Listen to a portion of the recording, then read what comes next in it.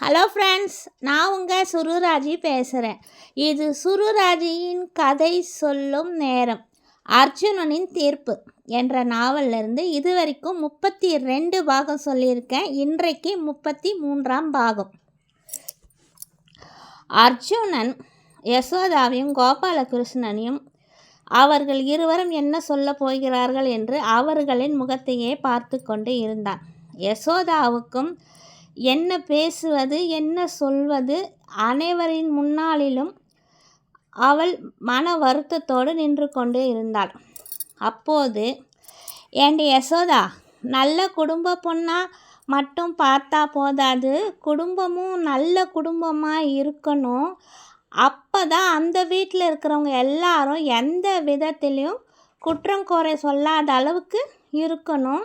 இப்படி கௌரவமாக பார்த்து தான் என் மகனுக்கு பொண்ணை எடுப்பேன்னு சொல்லி தான் நீ பார்த்த எல்லா இடத்தையும் தட்டி கழிச்சிக்கிட்டே வந்த. இப்போது நீயும் பையனும் சேர்ந்து பார்த்த பொண்ணோட குடும்ப லட்சணத்தை பார்த்தியா? இதுக்கு தான் சொல்கிறது, ரொம்பவும் எதிர்பார்க்கக்கூடாதுன்னு என்று ஒரு வயதான பெண் யசோதாவை பார்த்து கூறினாள். அப்போது அங்கிருந்த மற்ற 2 பெண்மணிகள், என்ன ஆட்டம் ஆடினா, எல்லா உறவுலையும் சொந்தங்களிலும் இருக்கிற பெண்களை எல்லாம் குற்றம் குறை சொல்லிக்கிட்டு தட்டி கழிச்சிக்கிட்டே இருந்தியே, இப்போ நீ என்ன பதில் சொல்ல போகிற என்று எல்லோரும் யசோதாவை நோக்கி அவளையே பார்த்து கொண்டு ஆளுக்கு அனைவரும் குரல் கொடுக்க ஆரம்பித்தார்கள். யசோதாவும் கண்களை துடைத்து அழுது கொண்டே அர்ஜுனனை பார்த்தாள். இதற்கெல்லாம் அர்ஜுன் தான் பதில் சொல்ல வேண்டும். அர்ஜுன் என்ன சொல்ல போகிறான்? அவன் சொல்லும் முடிவில் தான் தன்னுடைய முடிவை எடுக்க வேண்டும் என்று அர்ஜுனனை நோக்கினாள் யசோதா. அர்ஜுனனோ அவந்திகாவின் கையை பிடித்து கொண்டே அவன் அம்மாவிடம், இங்கே பாருங்கம்மா, இங்கே இருக்கிறவங்க என்ன வேணும்னாலும் சொல்லட்டும். உன் மனசில் இப்போ நீ என்ன நினச்சிக்கிட்டு இருக்க? இப்போ நீ என்ன பதிலை சொல்ல போகிற? இங்கே இருக்கிறவங்களோட சந்தோஷமும் உன் சந்தோஷம்தான் முக்கியம்னு நினச்சேன்னா சொல்லு. நான் அவந்திகாவோட கையை விட்டுடுறேன். இல்லை, நீயே அவந்திகாவை சமாதானப்படுத்து. அவந்திகா தான் உனக்கு மருமகளாக வரணும், நீயும் தானே ஆசைப்பட்ட. அவள் இப்போ அழறத்தை என்னால் பார்க்க முடியல என்று யசோதாவை பார்த்து சொன்னான் அர்ஜுன். யசோதாவும் அதன் பிறகு எதை பற்றியும் சிறிதும் யோசிக்கவில்லை. கோபாலகிருஷ்ணனின் பக்கம் திரும்பக்கூட இல்லை யசோதா. கோபாலகிருஷ்ணனும் யசோதா என்ன சொல்ல போகிறாள், என்ன செய்ய போகிறாள் என்று ஒரு மாதிரி படபடப்புடன் அவளையே பார்த்து கொண்டு நின்றார். ஆனால் யசோதா உடனே அவந்திகாவின் அருகில் வந்து அவளை தன் தோளில் சாய்த்து கொண்டாள். இங்கே பார்மா அவந்திகா, முதல்ல அழறத்தை நிறுத்து. நீ தான் என் வீட்டுக்கு மருமகளாகவும் என் மகனுக்கு மனைவியாகவும் வரணும்னு நானும் எப்போவோ முடிவு பண்ணிட்டேன். நீ எதை பற்றியும் கவலைப்படாத என்று கூறி அவந்திகாவின் கண்ணீரை துடைத்து விட்டாள் யசோதா. இப்போது இந்த நிச்சயதார்த்தம் நல்லபடியாக நடந்து முடியறது மட்டும்தான் என்னுடைய நோக்கம். இப்போதைக்கு நான் எதையும் யோசிக்கிற மாதிரி இல்லை. என் மகனோட நிச்சயதார்த்தம் அவனுடைய விருப்பப்படியும் சந்தோஷப்படியும் நல்ல விதமாக முடியணும். இது மட்டும்தான் இப்போ எனக்கு முக்கியம் அப்படின்னு சொன்னா யசோதா. கோபாலகிருஷ்ணனும் மோகன்குமார் ஆஷாவிடம் திரும்பி பார்த்து, சரி விடுங்க, என் மகனே எல்லா விஷயங்களும் தெரிஞ்சு அவந்திகாவை எந்த அளவுக்கு விரும்புகிறான்னு எங்களுக்கு இப்போ நல்லா புரியுது. அவனுக்கு எதில் விருப்பமோ அதில் தான் எங்களின் விருப்பமும் அடங்கியுள்ளது. அதனால் இப்போது நடக்கிற இந்த நல்ல காரியத்தில் யாரும் இனி அழ வேண்டாம். முகூர்த்த நேரம் முடியறதுக்குள்ளே நம்ம நிச்சயம் பண்ணி தட்டை மாற்றிக்கலாம் என்று சந்தோஷமாக கூறினார் கோபாலகிருஷ்ணன். அங்கிருந்த அனைவரும், சரி, இது அவர்களின் குடும்ப விவரங்கள், அவர்களே ஒருவருக்கொருவர் ஒத்துக்கொண்ட பிறகு நம் இதில் பேசுவதில் எந்தவித நாகரிகமும் இல்லை. ஏதாவது பேசினால் அது அநாகரிகமாக மாறிவிடும். இவர்களின் விருப்பப்படியே நடக்கட்டும், நாம் எதையும் பேச வேண்டாம் என்று அனைவரும் சிறிது நேரத்தில் அமைதியானார்கள். உடனே வேதகிரியும் அத்தை விமலாவும் ஐயரை பார்த்து, சரி, நீங்கள் நிச்சய பத்திரிகையை வாசித்து விடுங்க என்று சொன்னார்கள். ஐயரும், சரி, திருமண முகூர்த்த பத்திரிகையும் சேர்த்து நான் வாசித்து விடுகிறேன் என்று கூறினார் ஐயர். அர்ஜுன் ஐயரிடம், பத்திரிகையில் சில மாற்றங்கள் இருக்கு என்றான். என்ன தம்பி மாற்றங்கள், சொல்லுங்க, நீங்கள் சொன்னீங்கன்னா அது என்னன்னு நான் குறித்து வச்சுக்கிட்டு அதன்படி நான் முகூர்த்த பத்திரிகையை வாசித்து விடுவேன் என்றார் ஐயர். பொண்ணோட அப்பா பேர் மோகனகுமார் இல்லை, உதயமூர்த்தி. அம்மா பேர் உஷா இல்லை, உமா. அவங்க சொந்த ஊர் அட்ரஸ் இதுதான். இதனை அப்படியே மாற்றி நான் சொல்கிற அட்ரஸை இருக்கிறபடி எழுதி வாசித்து சொல்லுங்க என்றான் அர்ஜுன். யசோதாவும் கோபாலகிருஷ்ணனும் அர்ஜுனனை பார்க்க, அவனும் அவர்களை பார்த்து மெதுவாக தலையாட்டி, அப்புறமா விவரமாக எல்லாத்தையும் சொல்கிறேன், இப்போ கொஞ்சம் நேரம் அமைதியாக இருங்க ப்ளீஸ் என்றான்.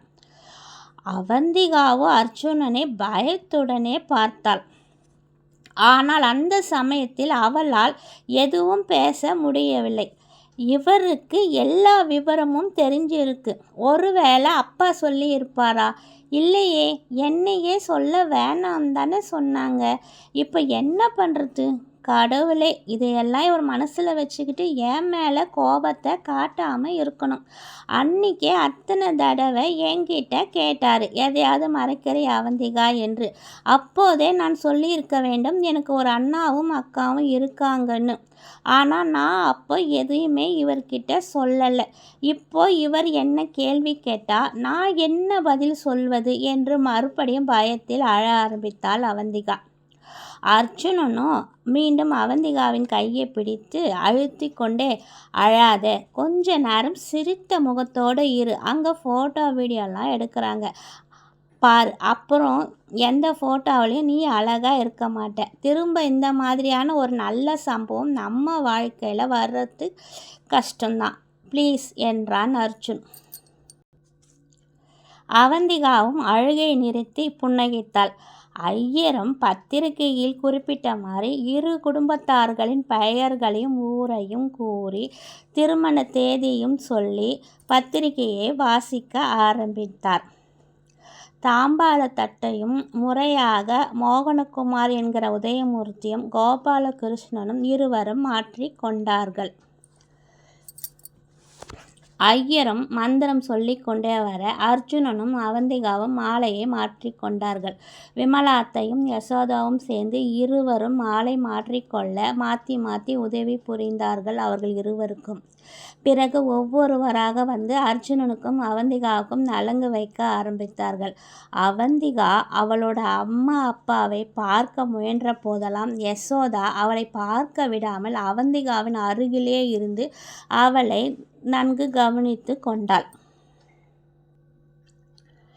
அதன் பிறகு அர்ஜுனன் அவந்திகாவின் கைகளில் நிச்சய மோதிரத்தை அணிவித்தான். அவந்திகாவும் அவன் கையில் நிச்சயதார்த்த மோதிரத்தை அணிவித்து விட்டாள். பிறகு இருவரும் சேர்ந்து முதலில் அர்ஜுனின் பெற்றோர் கோபாலகிருஷ்ணன் யசோதாவின் கால்களில் வீழ்ந்து ஆசீர்வாதம் வாங்கினார்கள். மற்றும் மாமா, அத்தை என்று பெரியவர்களின் கால்களில் வீழ்ந்து ஆசீர்வாதம் வாங்கினார்கள். அதன் பிறகு உதயமூர்த்தி உமாவின் கால்களில் வீழ்ந்து அர்ஜுனனும் அவந்திகாவும் ஆசீர்வாதம் வாங்கினார்கள்.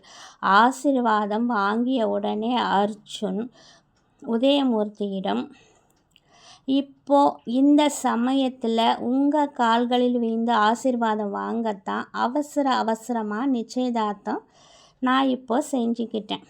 ஏன்னா இதுக்கப்புறம் உங்கள் காலில் வீழ்ந்து ஆசீர்வாதம் வாங்க எனக்கு விருப்பம் இல்லை. நீங்கள் யார், என்ன பண்ணீங்கன்ற எல்லா விவரத்தையும் நான் தெரிஞ்சுக்கிட்டேன்.